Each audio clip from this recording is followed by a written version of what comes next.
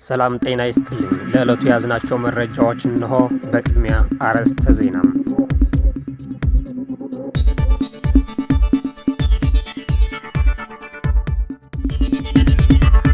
ከጥር 23 ጀምሮ ስስ የፕላስቲክ ከረጢቶችን ወይም ሲስ ፌስታል መጠቀም ማምረትና ወደ ሀገር ውስጥ ማስገባት አይቻልም። አሜሪካ በሚያሚ የተደረገው የሩሲያና ዩክሬን የሰላም ንግግር ውጤታማ እንደነበር አስታወቀች። በኤርትራ የታገቱት 3 የአዘርባይጃን መርከቦች ለማስለቀቅ ጥረት መጀመሩ ተገለጸ። የእነዚህና ሌሎች መረጃዎች እናሰማችኋለን። አብራችሁን ሁኑ።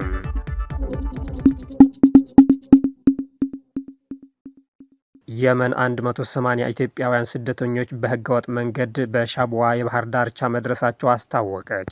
የመን የሚገቡ መደበኛ ያልሆኑ ስደተኞች ቁጥር በከፍተኛ ሁኔታ እየጨመረ ባለበት በዚህ ወቅት 180 ኢትዮጵያውያን ስደተኞች በሀገሪቱ ደቡብ ምስራቅ በሚገኘው የሻቡዋ የባህር ዳርቻ መድረሳቸው የየመን የሀገር ውስጥ ጉዳይ ሚኒስትር አስታውቋል።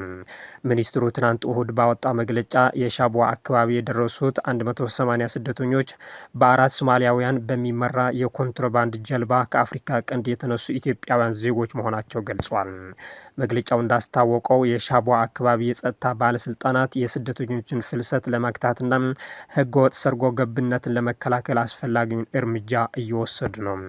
ዓለም አቀፉ የስደተኞች ድርጅት ያወጣው የቅርብ ጊዜ መረጃ እንደሚያሳየው በህዳር ወር ብቻ 17659 ስደተኞች ወደ የመን ገብቷል።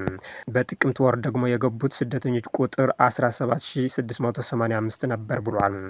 እንደ ዓለም አቀፉ የስደተኞች ድርጅት የተፈናቃዮች መከታተያ መረጃ ከሆነም ጅቡቲ በ67 በመቶ ቀዳሚዋ የስደተኞች መነሻ ሀገር ሆና ቀጥላለች። ሶማሊያ 31 በመቶ እንዲሁም ኦማን 2 በመቶ የሚሆነውን ድርሻ ይዟል። ምንም እንኳን የየመን የጸጥታ ሁኔታና በሀገሪቱ ያለውን የሰብአዊ ቀውስ እየተባባሰ ቢመጣም ወደ ባህረ ሰላጤው ሀገራት ለመሻገር ለሚሞክሩ በሺዎች ለሚቆጠሩ አፍሪካውያን ስደተኞች እንደ ዋና መሸጋገሪያ መስመር ሆና ማገልገሏ ቀጥላለች። ከእነዚህ መካከል አብዛኞቹ በኮንትሮባንድ አዘዋዋሪዎች እጅ ለከፋ መከራና ብዝበዛ እንደሚጋለጡ ዥንዋ ዘግበዋል። ከጥር 23 ጀምሮ ስስ የፕላስቲክ ከረጢቶች ወይም ሲስ ፌስታል መጠቀም ማምረትና ወደ ሀገር ውስጥ ማስገባት አይቻልም ሲል የአካባቢ ጥበቃ ባለስልጣን አስታወቀ።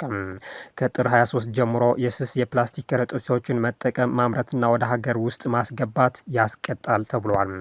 የአካባቢ ጥበቃ ባለስልጣን ከጥር 23 2018 ጀምሮ ለአንድ ጊዜ አገልግሎት ብቻ የሚውሉ ስስ የፕላስቲክ ከረጢቶችን የሚጠቀሙ የሚያመርቱና ወደ ሀገር ውስጥ የሚያስገቡ አካላትን መቅጣት ሊጀምር መሆኑ አሳውቋል። ለአንድ ጊዜ አገልግሎት ብቻ የሚውሉ የፕላስቲክ ምርቶችን ማምረት ወደ ሀገር ውስጥ ማስገባትና ይዞ መገኘት የሚከለክለው አዋጅ ከሐምሌ 23 ቀን 2017 ዓ.ም ጀምሮ የጸደቀ ቢሆንም ባለስልጣኑ የ6 ወራት የሽግግር ጊዜ ሰጥቶ መቆየቱን ገልጿል። አዋጁ እንደወጣ የወረቀትና ሌሎች አማራጭ ከረጢቶች ወደ ገበያ በመምጣታቸው የፕላስቲክ ስርጭት ቀንሶ ነበር ያለው ባለስልጣን መስሪያ ቤቱ አሁን ላይ ግን በድጋሚ በገበያው ውስጥ እየታዩ ይገኛሉ ብለዋል። በሽግግሩ ወቅት አዋጅን ሙሉ በሙሉ ለመተግበር የሚያስችሉ የዝግጅት ስራዎች ሲከናወኑ እንደቆዩም በዚህም ጉዳይ ከሚመለከታቸው የፕላስቲክ አምራቾች፣ ተጠቃሚዎችና አማራጭ የወረቀት ከረጢት አምራቾች ጋር ውይይት መደረጉን አመልክቷል። የወረቀትና ሌሎች የከረጢት አይነቶችን ማምረት የሚፈልጉ አካላትን ወደ ገበያ ለማስገባት ማሽኖችን ከቀረጥ ነጻ እንዲያስገቡና የብድር አቅርቦት እንዲያገኙ ከሚመለከታቸው ተቋማት ጋር በቅንጅት እየተሰራ መሆኑን አስታውቋል። የሽግግር ጊዜው ጥር 23 ቀን 2018 ዓ.ም ያበቃል ያለ ሲሆን ከዚህ ዕለት በኋላ ህገወጥ እንቅስቃሴ ላይ የሚገኙ አካላት ተጠያቂ ስለሚሆኑ ሁሉም አስፈላጊውን ዝግጅት ያደርጉ ሲል አሳስቧል። ይሁን እንጂ አምራች ድርጅቶች በቂ ዝግጅት እንዳላደረጉና ተጨማሪ ጊዜ እንዲሰጣቸው ሰሞኑን መጠየቃቸው ይታወሳል። የኤርትራ መንግስት በአፍሪካ ኮሚሽን የቀረበለትን ክስ መልስ እንዲሰጥ ተጠየቀ። የኤርትራ መንግስት በ60 ቀናት ውስጥ ምላሽ እንዲሰጥ ኮሚሽኑ ጠይቋል። የአፍሪካ ኮሚሽን የኤርትራ መንግስት በቀይ ባህር አፋር ህዝብ ላይ አደረሰ ለተባለው ከባድ የሰብአዊ መብት ጥሰትና ይህን ተከትሎ ለቀረበለትን ክስ መልስ እንዲሰጥ ጠየቀ። የአፍሪካ የሰብአዊና የህዝቦች መብቶች ኮሚሽን በዳንክሊያ ክልል ውስጥ በቀይ ባህር አፋር ተወላጅ ህዝብ ላይ ስለተፈጸሙት ከባድ ስልታዊና ለረጅም ጊዜ የቆዩ የሰብአዊ መብት ጥሰቶች በኤርትራ መንግስት ላይ በመርህና በህጋዊ መንገድ ላይ የተመሰረተውን የኮሚኒኬሽን ቁጥር 868 ዝባር 25ን ለመያዝና በይፋ ለማስተላለፍ ባደረገው ውሳኔ ያመሰገነው የቀይ ባህር አፋር ዲሞክራሲያዊ ድርጅት አርሳዶም የኤርትራ መንግስት በ60 ቀናት ውስጥ ምላሹን እንዲያቀርብ አዟል ሲል ድርጅቱ ባወጣ መግለጫ አስታውቋል። ይህ ወሳኝ እርምጃ በቀይ ባህር የአፋር ህዝብ ለፍትህ እውቅናና ተጠያቂነት ለ10 ዓመታት የዘለቀው ትግል ታሪካዊና ለረጅም ጊዜ የዘለቀ ስኬትን ያሳያል ብሏል። ለ10 ዓመታት የቀይ ባህር አፋር ማህበረሰብ በመንግስት የተደገፈ ጭቆናን ተቋቁሟል። ይህም የጅምላ መፈናቀል፣ ኢላማ የተደረገ ስደት፣ አስገዳጅ መጥፋት፣ ከህግ ውጭ የሆኑ ግድያዎችና በቀይ ባህር ዳርቻ ላይ የአባቶቻችን መሬቶችን፣ ስልታዊ ንብረቶችን መውረስን ያካትታል ያለው ድርጅቱም ኮሚሽኑ የኤርትራ መንግስት ምላሽ እንዲሰጥ ለማስገደድ የወሰነው ውሳኔ እነዚህን ወንጀሎች ከአሁን በኋላ ችላ ሊባሉ ሊካዱ ወይም ሊዘነጉ እንደማይችሉ ጠንካራ መረጋገጫ ነው ብሏል። አርሳዶ ይህንን እድገት የአፋር ህዝብ ስቃይና ክብደት አጣዳፊነት ወሳኝ እውቅናና ወንጀለኞችን ለረጅም ጊዜ ሲከላከል የቆየውን የጥፋተኝነት ባህል ለማፍረስ እንደ አስፈላጊ እርምጃ አድርጎ ይመለከተዋል ሲል ገልጿል። አሜሪካ በሚያሚ የተደረገውን የሩሲያና ዩክሬን የሰላም ንግግር ውጤታማ እንደነበር አስታወቀች።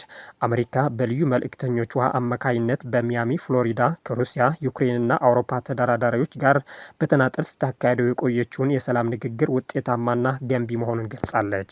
ትናንትና እሁድ በሚያሚ የተካሄደውን የሰላም ንግግር የሩሲያ ዩክሬን ጦርነት እንዲያበቃ በአሜሪካው ፕሬዝደንት ዶናልድ ትራምፕ በቀረበው ባለ 20 ነጥብ የሰላም ስምምነት ላይ በተከታታይ ሲካሄድ የቆየውን የመጨረሻው ክፍል ነው። በዚህም ንግግሩ ገንቢና ውጤታማ መሆኑን የዋይት ሀውስ ልዩ መልእክተኛ ስቲቭ ዊትኮፍ ተናግሯል። በዚህም ንግግሩ ገንቢና ውጤታማ መሆኑን የዋይት ሀውስ ልዩ መልእክተኛ ስቲቭ ዊትኮፍ ተናግሯል። በሰላም ንግግሩ ላይ የፕሬዝደንት ትራምፕ አማች ያሬድ ኩሽነርም መገኘታቸው ታውቋል። የአሜሪካው ልዩ መልእክተኛ ስቲቭ ዊትኮፍ የሩሲያ አቻቸው የፕሬዝደንት ቭላዲሚር ፑቲን ልዩ መልእክተኛ ኪሪል ዲሚትሪቭን እሁድ ዕለት በሚያሚ አግኝተው ካነጋገሩ በኋላ የአውሮፓና ዩክሬን ባለስልጣናትም በተናጠል አነጋግሯቸዋል። በመጨረሻም በሩስተም ኡምሮቭ ከሚመራውን የዩክሬን ተደራዳሪ ቡድን ጋር በተናጠል ውይይት ያደረጉት የዋይት ሀውስ ልዩ መልእክተኛ ስቲቭ ዊትኮፍ ውይይቱ አሜሪካ፣ ዩክሬንና አውሮፓ ሊከተሉት በሚገባቸው የጋራ ስትራቴጂክ አካሄድ ላይ አተኩሮ የተካሄደ መሆኑንና በዚህም ገንቢ ውጤት የታየበት መሆኑን ከኡምሮቭ ጋር በሰጡት የጋራ ጋዜጣው መግለጫ ተናግረዋል። ዊትኮፍና ኡምሮቭ በሰጡት የጋራ ጋዜጣው መግለጫ በሰላም እቅዱ ሊከናወኑ ስለሚገባቸው ቀጣይ ስራዎችና የጊዜ ቅደም ተከተል ላይ ያተኮረ እንደነበረም ገልጿል። በአሜሪካና ዩክሬን ባለስልጣናት መካከል በተናጠል የተካሄዱት የሁለትዮሽ ውይይቶች በአራት መሰረታዊ ጉዳዮች ላይ አተኩሮ የተካሄዱ መሆናቸውን ዊትኮፍና ኡምሮቭ የገለጹ ሲሆን እነዚህም ባለ 20 ነጥቦች የሰላም ስምምነት፣ ባለብዙ ወገን የደህንነት ማረጋገጫ፣ የአሜሪካ የዩክሬን ደህንነት ማረጋገጫና የኢኮኖሚና ብልጽግና እቅዶች መሆናቸውን አመልክቷል። ከሩሲያ ጋር የተካሄደውን የሁለትዮሽ የሰላም ንግግርም በተመሳሳይ ውጤታማ መሆኑን የገለጹት የፕሬዝደንት ትራምፕ ልዩ መልእክተኛ ስቲቭን ዊትኮፍ ሩሲያ በዩክሬን ሰላም ለማውረድ ቁርጠኛ መሆኗን በድጋሚ አረጋግጣለች ሲሉም በኤክስ ገጻቸው ላይ ባሰፈሩት መልእክት የውይይቱን ፍሬያማነት ገልጿል። ኬንያውያን ሰልፈኞች በተለያዩ የአፍሪካ ሀገራት ያለውን ግጭትና ጦርነት ቀውስ በተመለከተ የዓለም አቀፉን ማህበረሰብ ዝምታ ነቀፉ። ከነዋሪዎች፣ የሰብአዊ መብት ተሟጋቾችና ከሲቪል ማህበረሰብ ድርጅቶች የተውጣጡ ኬንያውያን ሰልፈኞች በሞምባሳ ከተማ ለሳምንታት የዘለቀ የሰላም ጉዞና ሰላማዊ ሰልፍ አካሂደዋል። ሰልፈኞቹ ሱዳንንና ኮንጎ ዲሞክራቲክ ሪፐብሊክን ጨምሮ በተለያዩ የአፍሪካ ሀገራት እየተካሄደ ያለው ግጭትና የእርስ በርስ ጦርነት በንጹሐን ላይ እያደረሰ ያለው ጉዳትና ሰብአዊ ቀውስ እየተባባሰ ባለበት በአሁኑ ሰዓት የዓለም አቀፉ ማህበረሰብ ብዙም ለጉዳዩ ትኩረት አልሰጠውም በሚል ተችተዋል። በተለይ በሱዳን ላለፉት 3 ዓመታት እየተካሄደ ያለው ጦርነት የውጭ ኃይሎች ጣልቃ ገብነት ያለውና የዓለም ማህበረሰብ የነፈገው ነው በማለት ብዙዎች ይወቅሳሉ። ከቅርብ ጊዜያት ወዲህ አሜሪካን ጨምሮ ግብጽ፣ ኤሚሬትስና ሳዑዲ አረቢያ የተኩስ አቁም ስምምነትን ለማድረግ ቢንቀሳቀሱም ያን ያህል ውጤት እያስገኘ ነው ተብሎ አይታሰብም። ለጦርነቱ በተለያየ መንገድ ድጋፍ የሚያደርጉ ሀገራት ሸንጋይ ሆኖ መቅረባቸው ደግሞ ውጤት እንዳያመጣ ካደረጉት ጉዳዮች አንዱ ነው ተብሎ ይታመናል። በጋዛ የሚንቀሳቀሰው ሐማስ መልሶ እየተደራጀ ነው ሲሉ እስራኤልን የጎበኙት የአሜሪካው ሴናተር ሊንድሰን ግርሃም ወነጀሉ። ሴናተሩ ሂዝቦላን በተመሳሳይ ወንጅሏል። ሴናተሩ እንዳሉት በተኩስ አቁም ስምምነቱ መሰረት ሐማስ ትጥቁን መፍታት ሲገባው መልሶ እየተደራጀና እየታጠቀ ነው ሲሉ ወቅሰዋል። ይህም ተቀባይነት እንደሌለው አክሏል። እንደ አውሮፓውያን አቆጣጠር በህዳር ወር 2024 በእስራኤልና ሂዝቦላ መካከል የተኩስ አቁም ስምምነት ቢፈረምም በተለያዩ ጊዜያት ለሚፈጸሙ የስምምነቱ ጥሰቶች አንዱ ሌላኛውን ይወነጅላል ሲል የዘገበው የፈረንሳይ ዜና አገልግሎት ነው። እስራኤልም አልፎ አልፎ የምታደርጋቸው ጥቃቶች እንደቀጠለች ስትሆን በኢየሩሳሌም ድንበር ህገወጥ ግንባታዎች አጠናክራ መቀጠሏ መረጃዎች ያሳያሉ።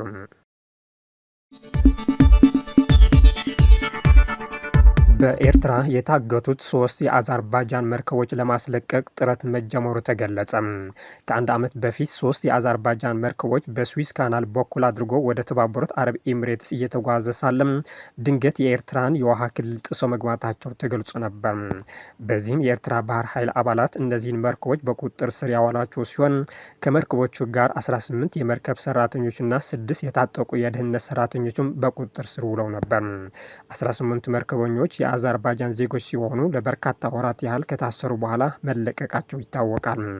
እንዲሁም 6ቱ የስሪላንካ ዜግነት ያላቸው የደህንነት ሰራተኞች ደግሞ ለ1 ዓመት ያህል በተደረገ ዲፕሎማሲያዊ ጥረት ከወራት በፊት ከእስር ተለቀው ወደ ሀገራቸው ሄደዋል። ሆኖም 3 መርከቦች አሁንም በኤርትራ ቁጥጥር ስር በአሰብ ወደብ ቆመው እንደሚገኙ መረጃዎች ያሳያሉ። የቫንጋርድ ቴክኖሎጂ የኢንቴሊጀንስ ኃላፊ ኤሊ ሻፊክ እንደሚናገሩት መርከቦቹ ንብረታቸውን የአዘርባይጃን የግል ተቋም ሲሆኑ በቁጥጥር ስር ከዋሉ ጀምሮ ከኤርትራ መንግስት ጋር ግንኙነት እየተደረገ ነው። ታስረው የነበሩት መርከበኞች እንዲለቀቁም የማስተባበር ስራ ማከናወናቸው አስረድተዋል። የመርከቦቹ ካፕቴኖች የገለጹት ከባድ ንፋስ ስላጋጠማቸው ፍቃድ ሳይጠይቁ ወደ ኤርትራ ባህር ክልል ውስጥ መግባታቸው ነው ያሉት ኃላፊም በዚህ ላይ ምርመራውን በመጠናቀቁ መርከበኞቹና የደህንነት ሰራተኞቹ መለቀቃቸው ገልጿል።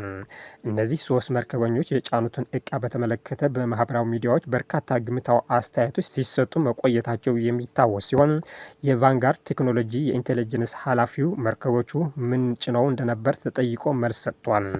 3 መርከቦች የጫኑት ታግቦት የሚባሉ መሳሪያዎች መሆናቸውን አስረድቷል።